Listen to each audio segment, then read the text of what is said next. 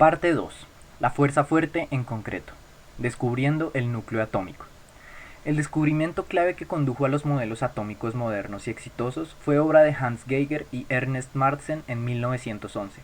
Trabajando en el laboratorio de Rutherford y siguiendo su propuesta, Geiger y Madsen estudiaron la desviación de las partículas alfa, emitidas durante la desintegración radiactiva del radio, por una fina lámina de oro.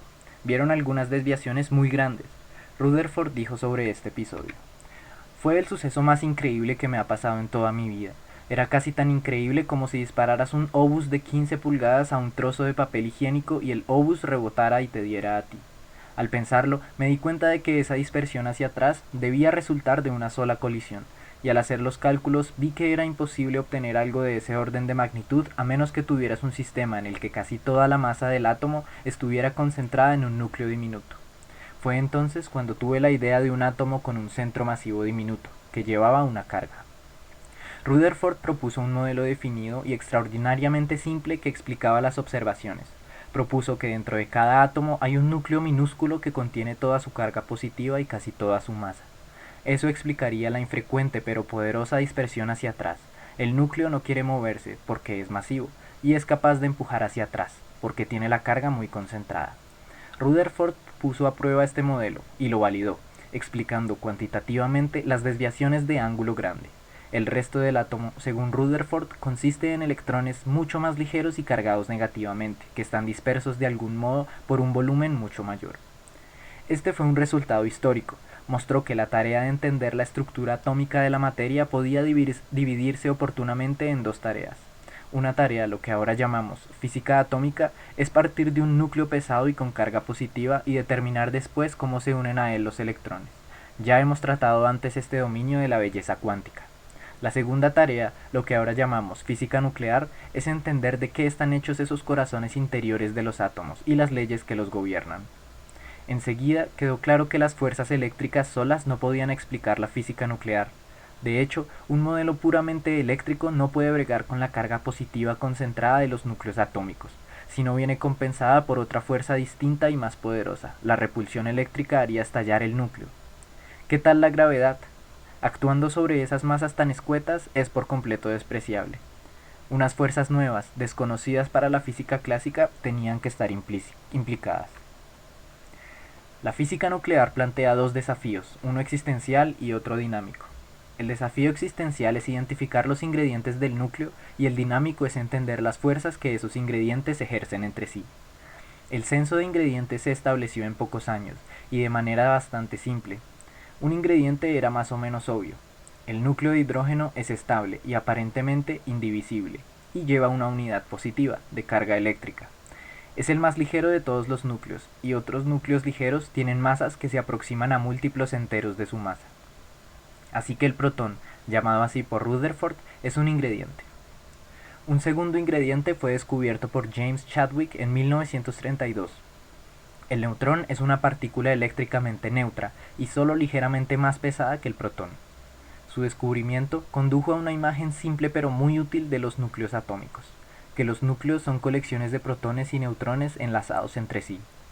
Con esa imagen, muchos hechos observados encajaron en su sitio.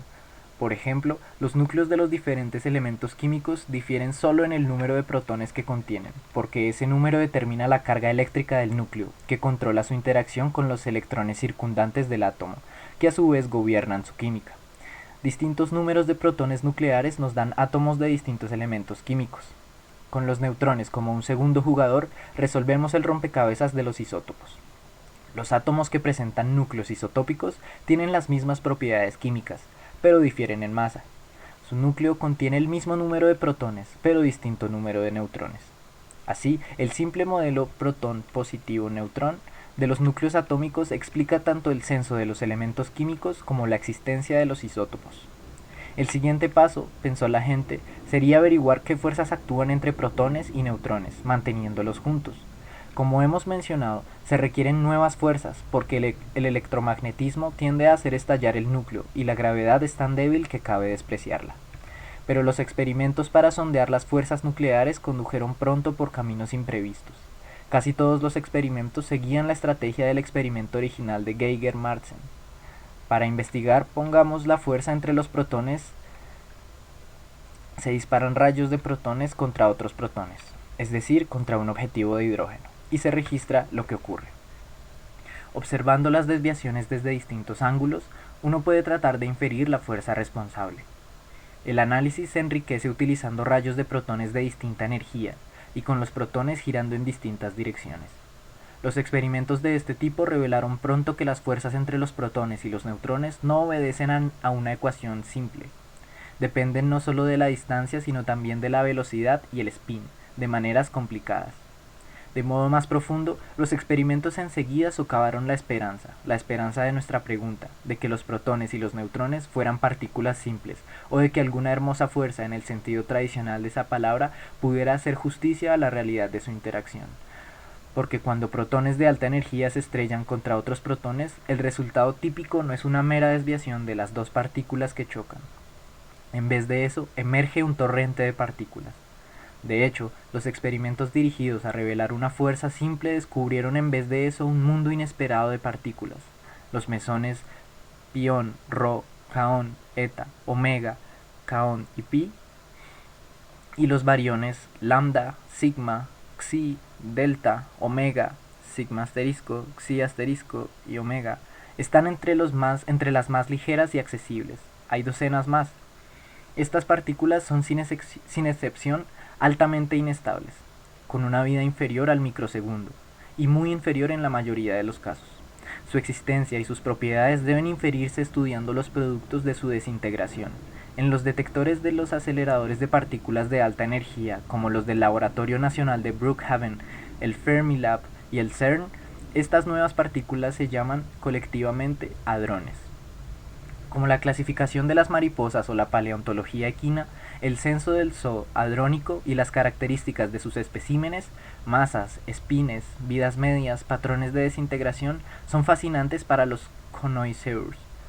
Para avanzar en nuestra indagación de la belleza en lo fundamental, sin embargo, debemos pasar a asuntos más amplios. Para uso futuro, voy a resumir brevemente las dos lecciones más importantes que nos ofrece el zoo. Los hadrones comprenden dos reinos, bariones y mesones. Los protones y los neutrones son el prototipo de barión. Todos los bariones tienen varias propiedades en común. Todos sienten unas poderosas fuerzas de corto alcance cuando uno está en presencia de otro, o en presencia de mesones. Y para expertos son todos fermiones. Los mesones también comparten propiedades. Todos sienten poderosas fuerzas de corto alcance cuando uno está en presencia de otro, o en presencia de bariones, y para expertos son todos bosones. Los protones y los neutrones no son ni simples ni fundamentales. Es un paso útil analizar los núcleos atómicos en protones y electrones, pero ni protones ni neutrones son simples ni básicos. Sus interacciones son complicadas y solo son dos miembros de una familia mucho mayor de partículas similares. Para ponerlos en la perspectiva adecuada y completar el análisis de la materia, se requiere una visión más amplia. El modelo de quarks. El modelo de quarks fue inventado por Murray Gell-Mann y George Zweig en un brillante despliegue de imaginación y reconocimiento de patrones. Según el modelo de quarks, los bariones son estados confinados de tres entidades más fundamentales, tres clases o sabores de quarks, up, down y strange, UDS respectivamente, literalmente arriba, abajo y extraño. Para el propósito que nos ocupa, voy a diferir la consideración de los mucho más pesados e inestables quarks, C, B, T. ¿Cómo pueden solo tres sabores de quarks, U, D, S, generar cientos de bariones diferentes? La clave es que un trío determinado de quarks, pongamos U, D, puede existir en muchos estados de movimiento diferentes, de forma análoga a las órbitas cuantizadas de los electrones en los átomos, o a los estados estacionarios de la figura 26. En Belleza Cuántica 1. Estos distintos estados discretos tienen distintas energías y por tanto, usando masa igual a energía sobre c al cuadrado, distintas masas, así que aparecen operativamente como distintas partículas. De esta forma, hallamos que muchas partículas diferentes reflejan la misma estructura material subyacente, capturada en distintos estados de movimiento interno. De modo similar, el modelo de quarks postula que los mesones son estados confinados de un quark y un antiquark. Un par dado de quark y antiquark, pongamos U y anti-D, en diversos estados de movimiento, generan muchos mesones distintos. El modelo de quarks también ofrece una explicación convincente de la complejidad de las fuerzas hadrónicas. Incluso si los quarks individuales muestran interacciones simples, cuando chocan dos estados confinados que contienen tres quarks, o un quark y un antiquark, hay grandes oportunidades para el diálogo cruzado y las anulaciones. De hecho, esa es también la razón de que la química ordinaria, basada en las interacciones entre átomos, emerge en toda su complejidad y exuberancia a partir de unas fuerzas subyacentes, que entre electrones individuales son extremadamente simples. El modelo de quarks fue un paso de gigante para organizar el zoo de hadrones. Aporta una imagen de los hadrones análoga, en su poder explicativo, al modelo del átomo de Bohr, pero el modelo de quarks también sufre las limitaciones del modelo de Bohr. Aunque correcto en espíritu e históricamente importante, el modelo de quarks está lógicamente incompleto, y es solo semi-matemático. También se enfrentaba a un gran problema, como trataremos a continuación. El modelo de quarks ofrece una exitosa explicación descriptiva de muchas características de los protones, neutrones y sus parientes hadrones, pero postulaba para los quarks unas propiedades muy extrañas. Quizá la más extravagante de ellas sea el confinamiento, como expone de manera cómica la caricatura de la lámina MM tomada de un póster que conmemoraba mi premio Nobel. Se supone que los quarks son los bloques de construcción de los protones, pero a pesar de grandes esfuerzos no se detectó jamás ninguna partícula individual con las propiedades de los quarks, como tener una fracción 2/3 o menos 1/3 de la carga eléctrica del protón. Así que los quarks en grupos de 3 podían formar protones, donde las fuerzas entre ellos parecían modestas, pero por alguna razón jamás pueden escapar, están confinados. Para explicar este comportamiento parece que necesitamos alguna fuerza tipo muelle o banda de goma entre los quarks que tira más fuerte a medida que el muelle o la banda de goma se estira a lo largo de una distancia creciente. Los muelles y las bandas de goma, por supuesto, son en sí mismos objetos físicos complicados, así que resulta impropio postularlos en una teoría fundamental. Hacerlo plantea la pregunta: ¿de qué está hecho el muelle? Uno suele esperar que las fuerzas fundamentales se debiliten con la distancia, como hacen las fuerzas gravitatoria y electromagnética, de modo que el confinamiento planteaba un buen rompecabezas. Muchos físicos no lograban tomarse los quarks en serio por esa razón. Abriéndose paso, la cromodinámica cuántica. Las ecuaciones de Maxwell de la electrodinámica, las de Newton y luego Einstein de la gravedad y las de Schrödinger y luego Dirac de la física atómica pusieron el listón muy alto en materia de belleza, precisión y exactitud. Ni las complicadas ecuaciones, tablas en realidad, que resumen las fuerzas nucleares, ni las toscas ideas del modelo de quarks cumplían esos criterios ni de lejos. Y sin embargo, las ecuaciones precisas y exactas para la fuerza nuclear fuerte estaban ahí fuera. Permanecieron desaprovechadas muchos años hasta que fuimos capaces de explotarlas. Son ecuaciones que desarrollan las ecuaciones de Maxwell y consuman la visión que hemos esbozado en la primera parte de este capítulo. Casi 20 años pasaron entre la formación de las ecuaciones por Young y Mills y la emergencia de la cromodinámica cuántica como su encarnación en la realidad. La historia es un ejemplo deslumbrante de ideal a real. En el dominio de la interacción fuerte, no hay la menor duda de que la respuesta a nuestra pregunta ¿encarna el mundo ideas bellas? Es simplemente sí. Maxwell con anabolizantes. La cromodinámica cuántica, QCD por Quantum Chromodynamics, utiliza ideas y ecuaciones que suponen una grandiosa generalización de las ecuaciones de Maxwell del electromagnetismo, expandidas para tener incluso más simetría. Me gusta decir que la QCD es como la QED, electrodinámica cuántica con anabolizantes. La QED se ocupa de una clase de carga, la carga eléctrica. La carga eléctrica puede venir en unidades positivas, como en los protones, o unidades negativas como en los electrones. Pero en ambos casos la cuantificamos usando un solo número, positivo o negativo. La QCD, en contraste, contiene tres clases de carga. Se llaman por ninguna razón sólida colores, digamos rojo, verde y azul para ser concretos. La QED presenta una partícula mediadora de fuerza, el fotón, que responde a la carga eléctrica. La QCD, en contraste, contiene 8 partículas mediadoras de fuerza, llamadas gluones de color. Dos de ellos, como el fotón, responden a la carga de color. ¿Por qué no tres? Véase el siguiente párrafo. Los otros 6 median las transformaciones de un color en otro. Así que hay un gluón que transforma una unidad de carga roja en una unidad de carga verde, otro que transforma una unidad de carga verde en una unidad de carga azul y así sucesivamente. La regla de blanqueado es un hermoso rasgo de la QCD que es físicamente importante, bastante fácil de exponer y muy fácil de demostrar matemáticamente, aunque difícil de justificar de manera intuitiva. Al menos yo no he encontrado una buena forma de hacerlo. Según la regla de blanqueado, el efecto neto de tener una unidad de carga roja, una unidad de carga verde y una unidad de carga azul en el mismo sitio es nada, se anulan. Para expertos, estoy asumiendo que están en una configuración asimétrica. Esto recuerda vagamente la manera en que los tres colores espectrales rojo, verde y azul pueden sumarse para dar blanco neutro. De ahí lo de blanqueado. Aunque desde luego la física es por completo distinta, precisamente por la regla de blanqueado. Da una combinación impotente de cargas, por lo que tenemos solo 2, y no 3, clases de gluones que responden a los colores. Cada quark lleva una unidad de carga de color. El color de un quark es una propiedad independiente, que debemos especificar además de propiedades como la carga eléctrica o la masa, y que no es menos importante. A diferencia de la carga eléctrica o la masa, sin embargo, el color de un quark no es solo un número, sino 3. Con más precisión, codifica su posición en un espacio de propiedad tridimensional. La existencia de estas nuevas clases de carga es el corazón de la QCD. Es un hecho tan central, tan bello y tan importante para los avances posteriores que nos merecemos un repaso de su anclaje en la realidad. La extraña realidad de los quarks y los gluones.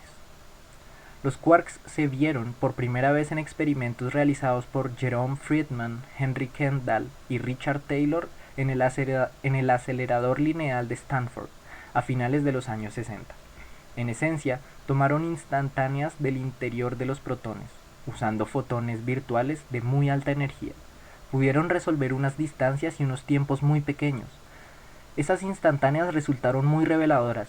3 revelaciones en concreto destacan en retrospectiva. Los protones contienen quarks, como las instantáneas se hicieron utilizando fotones. Registraron la distribución de carga eléctrica dentro del protón. Mostraron que la carga eléctrica no es difusa, sino que está concentrada en estructuras muy pequeñas parecidas a puntos. El asombroso descubrimiento de Rutherford y Geiger-Martzen regresa, pero ahora en el interior del protón, en lugar del interior del átomo. La cantidad de carga en esas estructuras parecidas a puntos y otras propiedades coincidían con las predicciones derivadas del modelo de quarks. Dentro de los protones, los quarks están casi libres. La mayoría de las instantáneas muestran 3 quarks y nada más, y la posición de cada quark es casi independiente de la posición de los otros. Eso indica que dentro del protón la fuerza entre los quarks es lánguida. Por otro lado, muchos otros experimentos habían indicado que los quarks nunca escapan de los protones como partículas individuales. Así que necesitamos una fuerza que sea relativamente débil a distancias cortas, pero se vuelva poderosa a largas distancias. Esa paradoja central de la dinámica de la interacción fuerte que ya hemos mencionado antes se graba aquí con nitidez. Un protón es mucho más que 3 quarks. Unas cuantas instantáneas capturaron trazas de pares quark-antiquark adicionales. Eso no es del todo sorprendente. Como hay mucha energía de sobra dentro de los protones y como los quarks tienen muy poca masa, fabricarlos es tan fácil como m igual a e sobre c cuadrado. Con una m muy pequeña y aún más profundo es lo que no se vio en las instantáneas. Si sumas toda la energía del movimiento de los quarks, obtienes solo la mitad de lo que necesitas para explicar la masa total del protón. Como los fotones son ciegos a las partículas eléctricamente neutras, la interpretación obvia es que hay un importante componente eléctricamente neutro en los protones. Además de los quarks eléctricamente cargados, este problema de la materia oscura microcósmica fue la primera indicación de que un protón es mucho más que 3 quarks. Como veremos enseguida, los gluones de color son el ingrediente perdido. Experimentos posteriores a mayor energía revelaron un aspecto diferente y gráficamente tangible sobre la realidad de los quarks y los gluones. Para verlo, examina ahora la lámina NN. Para describir lo que emerge de las colisiones a ultra alta energía, ya sea de electrones con positrones, como en la lámina NN, o de protones con protones, como en el gran colisionador de hadrones del CERN, lo más fácil es empezar fingiendo que hemos producido quarks, antiquarks y gluones. Por más que esas partículas no existan, están confinadas, y proceder desde ahí hacia lo que realmente observamos. Esto quedará claro como el agua en un momento. El punto clave es que un quark, un antiquark o un gluón que se mueva muy deprisa se materializa en el laboratorio como un chorro de hadrones, todos moviéndose casi en la misma dirección. La energía y el momento totales de las partículas de un chorro suman la energía original del quark, antiquark o gluón, que las ha generado, porque la energía y el momento se conservan. Así que, si estamos dispuestos a entornar los párpados y dejarnos llevar por la corriente o por el chorro, registrando su energía y momento a la vez que olvidamos que están divididos entre muchos hadrones, alcanzamos a ver las partículas fundamentales subyacentes. Esto ayuda mucho a interpretar los resultados, porque somos mucho mejores predeciendo la producción de quarks, antiquarks y gluones, que obedecen a ecuaciones simples, que predeciendo la de los hadrones, que son complicados. Si vas a una conferencia sobre física de las altas energías en nuestro tiempo, escucharás a los experimentalistas hablar con rutinaria soltura de la producción de partículas que no existen, quarks, antiquarks o gluones, y de la medición de sus propiedades. Se ha convertido en el lenguaje convencional del campo. Lo que quieren decir, desde luego, es que han observado los chorros correspondientes. De esta manera, el ideal matemático se vuelve gráficamente real. Pegamento de sí mismo. La luz pasa libremente a través de la luz. De no ser así, los mensajes visuales que recibimos del mundo estarían revueltos por la dispersión de los rayos, y serían mucho más complicados de interpretar. En la QED, este hecho básico tiene todo el sentido. Los fotones responden a la carga eléctrica, pero ellos mismos son eléctricamente neutros. La diferencia cualitativa más radical entre la QCD y la QED es que, a diferencia de los fotones, los gluones de color interactúan entre sí. Consideremos, por ejemplo, el gluón de color que transforma una unidad de carga roja en una unidad de carga azul. Vamos a llamarlo anti-R y B. Cuando ese gluón es absorbido por otra cosa, la carga roja total de la cosa se reduce en una unidad y su carga azul total asciende una unidad. Como esas cargas se conservan, concluimos que anti-R y B, considerado como partícula, tiene menos una unidad de carga roja y más una unidad de carga azul. Por tanto, no es neutra. Otros gluones que cambian o responden a la carga roja o azul interactuarán con anti-R y B. Y lo mismo para los demás. Los 8 gluones de color forman un complejo de partículas mutuamente interactivas. Si pasamos de esos cuantos a los campos que generan, las interacciones tienen un efecto radical. Las líneas de fuerza de los gluones se atraen entre sí. Los campos, en lugar de extender su influencia por el espacio de manera regular, se concentran en tubos. Observa la lámina OO y compárala con la figura 20. El carácter autopegajoso de los gluones de color es la clave para confinar a los quarks. Los tubos de flujo gluónico son gomas elásticas, emergentes, preparadas para la tarea de imponer el confinamiento. A medida que aumentas la separación entre una carga de color y su opuesta, la conexión entre ambas tiene que ser un tubo de flujo más largo cada vez. Cuesta una cantidad finita de energía por unidad de separación extra alimentar los nuevos campos. En consecuencia, hay una fuerza de resistencia, y esa fuerza no se reduce para nada cuando tiras más y más. Eso no puede pasar, puesto que supondría una cantidad de energía infinita liberar por completo la carga de color. De ahí que esté confinada. La autopegajosidad de los gluones es también una manera atractiva de presentar y de visualizar el concepto de libertad asintótica. Como la autopegajosidad enfoca los campos de color lejos de un quark. Estos ejercen fuerzas más poderosas de lo que harían en otro caso, como un ejército que concentra su poderío.